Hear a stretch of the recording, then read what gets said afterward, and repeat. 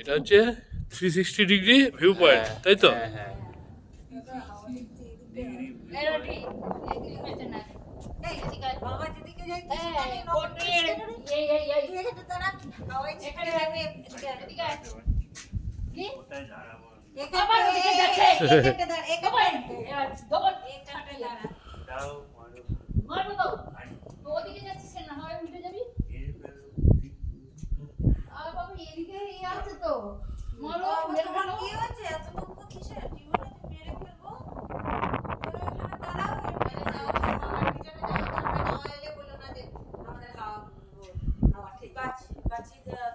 ফটোটা তুলে রাখি অন্তত।